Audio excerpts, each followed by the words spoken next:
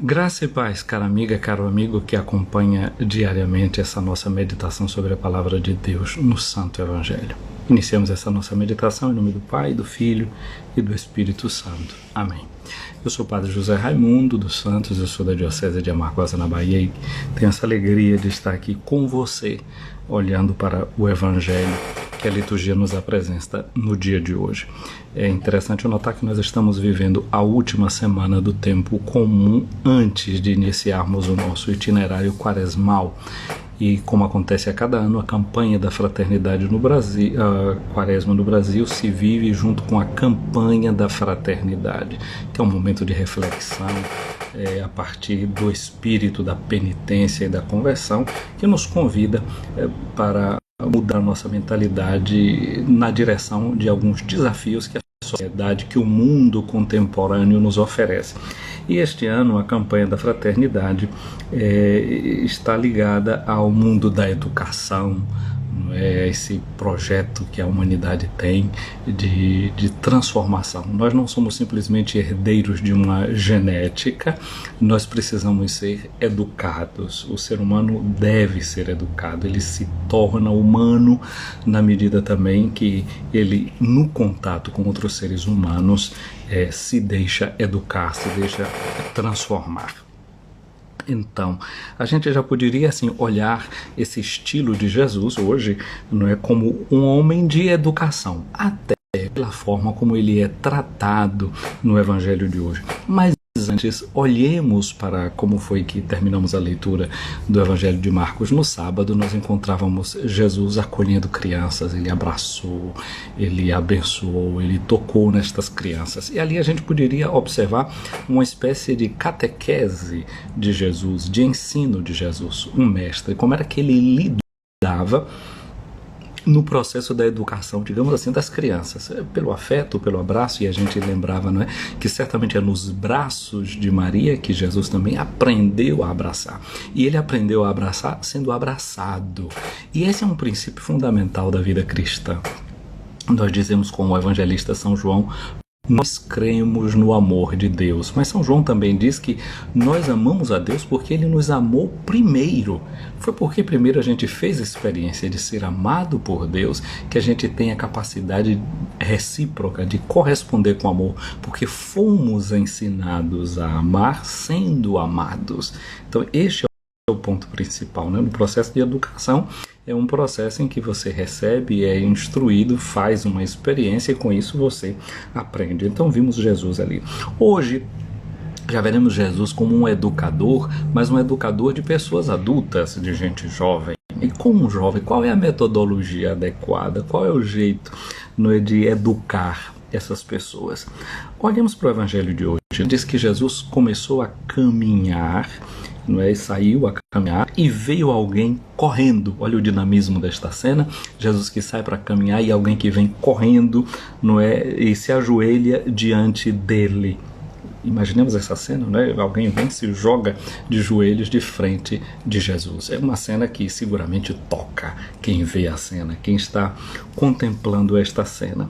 E esta pessoa que se joga ali diante de Jesus, ele faz uma pergunta: bom mestre. Aí ele diz que esse ponto se liga a essa questão da educação por isso, né? Porque Jesus é chamado de mestre, e na palavra grega didaskalé, no vocativo didaskalos, didaskalé. Mas esse homem coloca um adjetivo ao lado da palavra didaskalé, da palavra mestre. Ele coloca o adjetivo bom, bom mestre, agaté didaskalé, mestre bom, bom mestre. Isso aqui é uma forma que no mundo da retórica antiga se chama de captatio benevolentiae, para captar a bondade do outro, a atenção do outro, a benevolência do outro. Então ele usa já primeiro o gesto, não foi só a palavra, o gesto, vir correndo, jogar-se nos pés de Jesus, e depois a frase. Então é um homem que domina muito bem a comunicação, não apenas a comunicação oral, a comunicação falada, mas também os gestos, a encenação toda muito bem feita. E Jesus, como é que reage diante daquela cena toda? Mas antes disso, tem uma pergunta. A pergunta dele é: o que devo fazer para ganhar a vida eterna?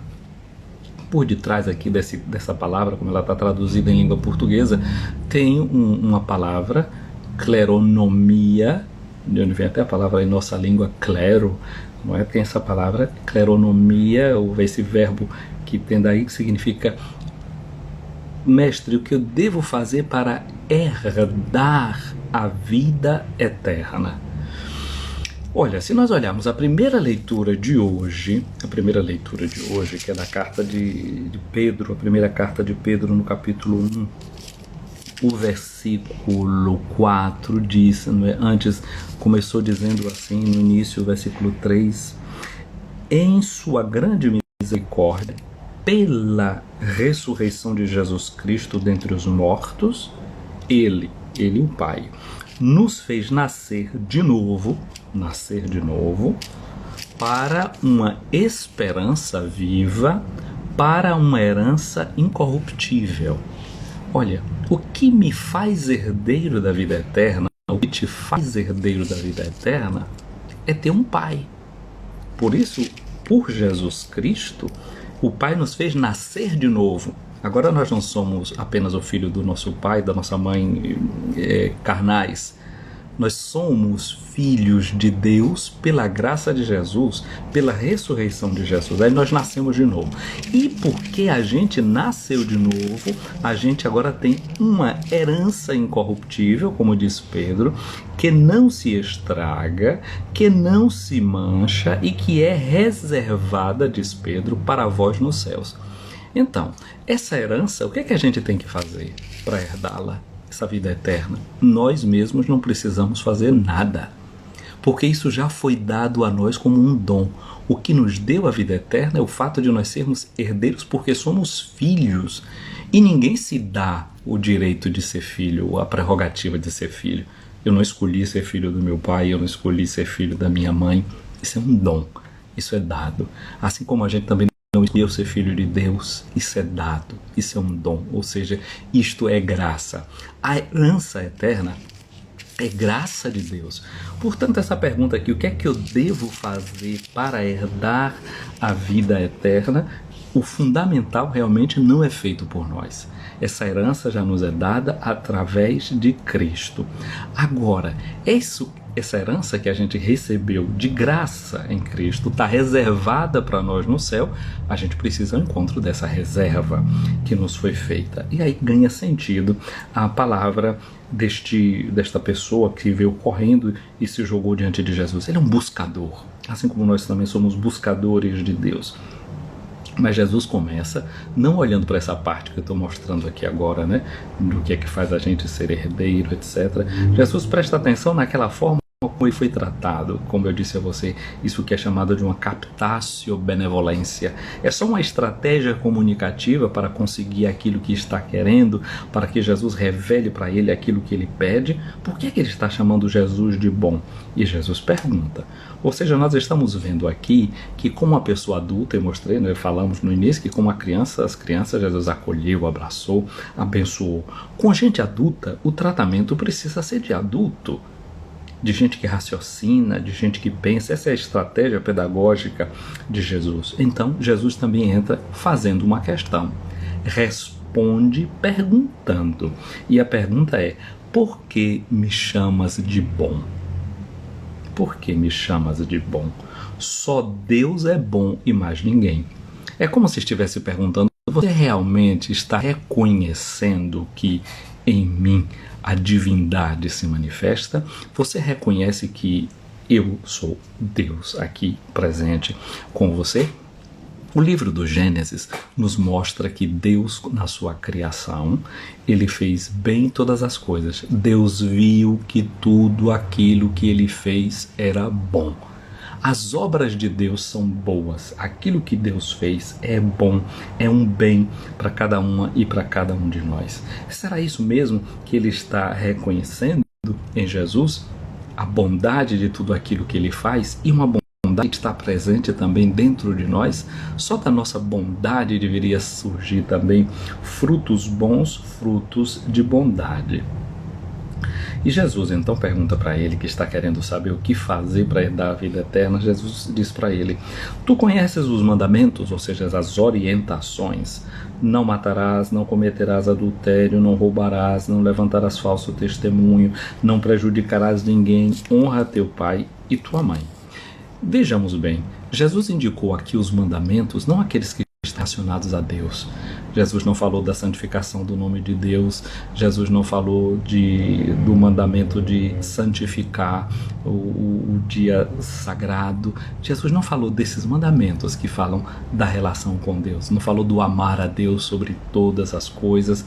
Jesus apresentou aqueles mandamentos que falam da relação da gente com os outros, da relação da gente com o mundo. Portanto, se a gente quer herdar a vida eterna, devemos viver como filhas e filhos de Deus e como quem é de verdade irmão do outro. Por quê? Vai nos dizer São João na sua carta. Se a gente diz que ama a Deus que a gente não vê e não ama o irmão a quem a gente vê, nós estamos sendo mentirosos. Portanto, a vida eterna passa pela relação com o irmão e com a irmã. Bem-aventurados os mansos, porque herdarão a terra. Não é que a gente vai herdar essa terra como um mundo físico que aqui tem, mas a terra como reflexo dessa sombra do céu que é jogada aqui para nós. A nossa herança é essa.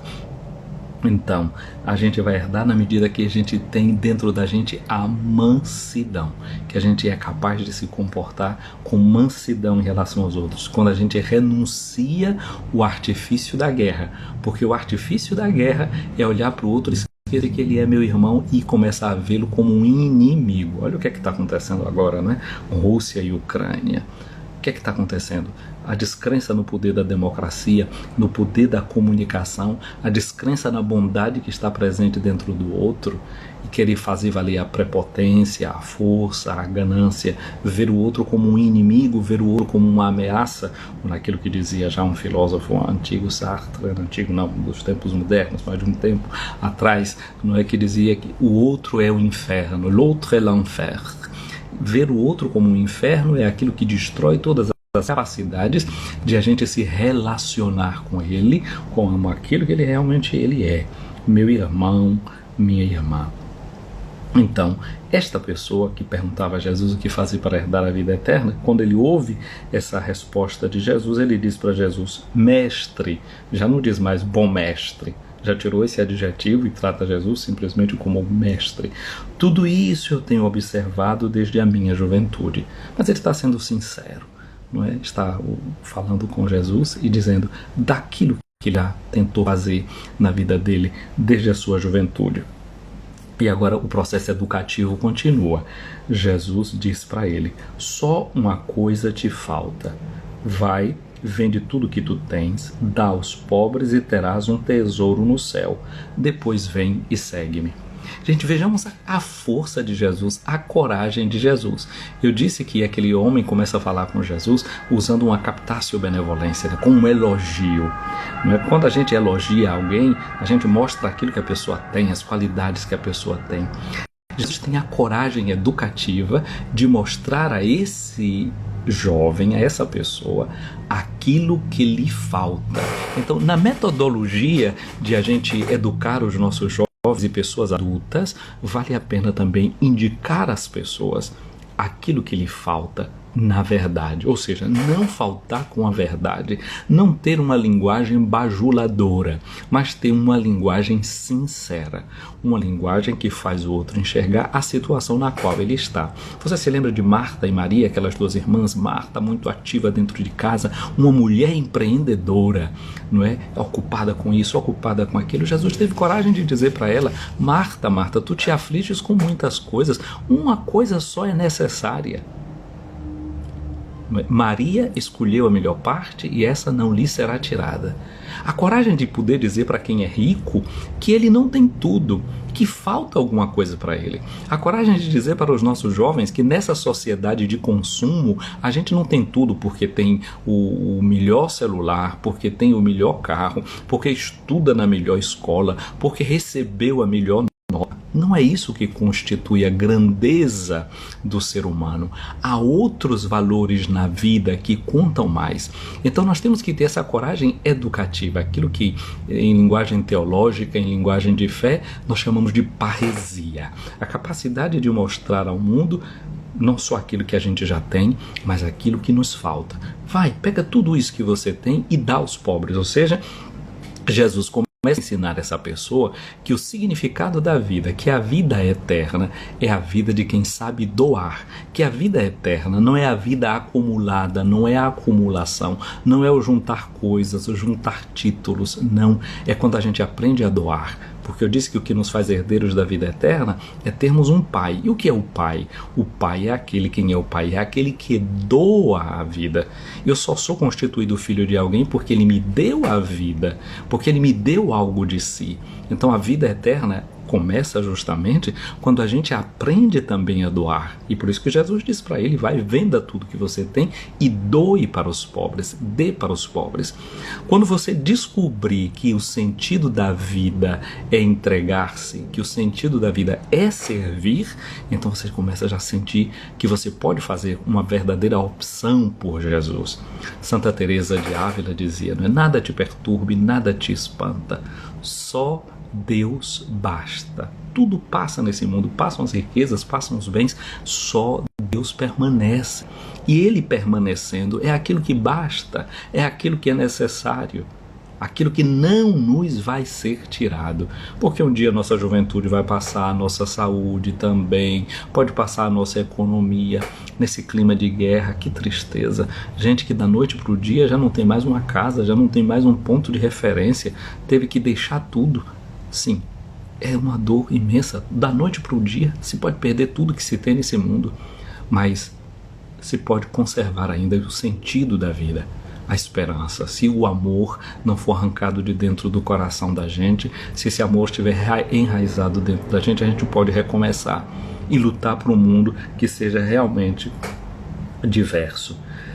Esse homem, quando ouviu Jesus falar disso, de ir vender tudo que ele tinha para poder ter um tesouro no céu, e Jesus diz no Evangelho também, né? Onde está o teu tesouro, aí está o teu coração. Ter um tesouro no céu é ter um tesouro em Deus, é ter em Deus o seu verdadeiro tesouro. Quando ele escutou isso, ele ficou abatido e foi embora com o rosto cheio de tristeza, com o rosto escurecido, diz o texto bíblico. Por quê? Porque ele era muito rico. E aí Jesus, olhando em redor, diz para os discípulos, como é difícil para os ricos entrar no reino dos céus. Gente, é difícil, mas não quer dizer que é impossível. É difícil, mas é possível. Sim, as coisas boas, elas têm uma dificuldade. A paz não é impossível, a paz é possível. Ela é difícil de ser conquistada. Desarmar-se, renunciar à linguagem violenta, atitudes violentas, palavras duras, expressões ásperas, tudo isso é possível, mas na medida que a gente se deixa formar, como a gente ouviu Jesus dizer no Evangelho de ontem, o discípulo bem formado se torna como seu mestre. E ele, como nosso mestre, diz, aprendei de mim que sou manso e humilde de coração. Dele é que temos que aprender. Como é difícil, diz Jesus, para o rico entrar no reino dos céus. Mas Jesus, o que é que ele deu para nós como modelo? Pega a segunda carta aos Coríntios, no capítulo 8, versículo 9. Lá o que é que nos diz São Paulo? Jesus Cristo, Senhor nosso, embora sendo rico, para nós se tornou pobre, a fim de enriquecer-nos mediante a sua pobreza. Jesus nos enriquece, mas com a sua pobreza. Tem gente que quer ir atrás de Jesus, atrás de uma teologia da prosperidade. Quer ir atrás de Jesus para ter um carro, para ter o melhor emprego, para ter uma fábrica, para ter uma empresa. Nada disso é ruim, não. Mas ela é boa se a gente consegue se enriquecer enriquecendo outros. Jesus se enriqueceu nos enriquecendo. Jesus quer nos fazer também perceber isso, que é na relação uns com os outros que a gente deveria se fazer rico. Não acumulando, mas dividindo, partilhando. Jesus nos enriqueceu com a sua pobreza, como fala Paulo na segunda carta aos Coríntios e nos diz na carta aos Filipenses, ele esvaziou-se de si mesmo. Essa é aquela riqueza que muitas vezes está ali dentro da gente, né? É muitos senhores de si nós somos. Quando a gente é capaz de ceder a um ponto de vista, querer escutar mais do que falar, ouvir as razões do outro. Pode ser que depois que eu compreenda as razões dele, mesmo vendo que ele fez uma coisa errada, eu vou ter misericórdia dele, porque eu vou conhecer aquele ponto da fragilidade dele, da ferida dele, porque foi que ele agiu daquela maneira. Já vai mudar a minha interpretação das coisas, o meu modo de ver aquela situação. E quando os discípulos ouviram Jesus dizer que era muito difícil para um rico entrar no reino dos céus, Jesus disse de novo, meus filhos, como é difícil entrar no reino de Deus, não somente para quem é rico, para qualquer pessoa. É difícil entrar no reino de Deus, porque vai pedir esse esvaziamento. E aí Jesus diz, é mais fácil um camelo passar pelo buraco de uma agulha do que um rico entrar no reino de Deus. Eles ficaram muito espantados ao ouvirem isso e perguntavam uns aos outros, então, quem pode ser salvo? Porque a riqueza era sempre vista como um sinal da bênção de Deus. Então, se essa pessoa que nós consideramos que é uma pessoa abençoada porque é próspera, não está no reino de Deus, de onde é que provém essa sua riqueza? Se ela está longe desse reino que é de completa entrega. E aí Jesus olha para eles e diz, para os homens isso é impossível, mas não para Deus. Para Deus tudo é possível. No dia de hoje, peçamos a Deus para quem tudo é possível, que Ele nos faça enriquecer dessa pobreza do seu Filho que se esvaziou e se entregou por nós. Que a gente aprenda esse caminho, que Jesus hoje, no dia de hoje, consiga educar o nosso coração, formar o nosso coração para a beleza do seu Evangelho. Minha amiga, meu amigo, o Senhor esteja acima de ti para te proteger à tua frente, para te guiar atrás de ti, para te defender ao teu lado, para te acompanhar dentro de ti, para te abençoar. Que a bênção de Deus Todo-Poderoso, Pai, Filho e Espírito Santo desça sobre ti, minha amiga, meu amigo, e permaneça para sempre. Então, para você que acompanha essa nossa live, nós vamos salvar aqui, lá no YouTube e também no Facebook. Você vai lá, curte, encaminha para quem você deseje, deixa aí o seu joinha, o seu legal, meu abraço aqui também para quem acompanhou essa live. E peço a você que vai ver depois a live que faça o mesmo, curta, encaminhe, deixe os seus comentários. Um abraço para a Odaleia, para Sandra, no Smad60, para Daci Sampaio, para Sandra Valente, aí em Santa Bárbara do Oeste, me parece que é assim, não é? Aí em Piracicaba, essa região. Para José Costa, em São Miguel das Matas, para Edneia Ramos, para Silvia Fernandes, em Santo Antônio de Jesus, e a Natália, também em Santo Antônio de Jesus, Irene, também aí para Santo Antônio de Jesus, Ana Barreto, em Nazaré, para Ned Cor, que ainda está aí pelo Brasil, não sei quando é que vai voltar para a Suíça, Guten Tag. Então, bom dia. Então, um abraço para vocês que vão ficando por aqui. E vamos encerrando essa nossa live. Quem chegou agora vai escutá-la, e depois curte, encaminha, comenta. Fiquem com Deus. Uma semana abençoada para todos nós.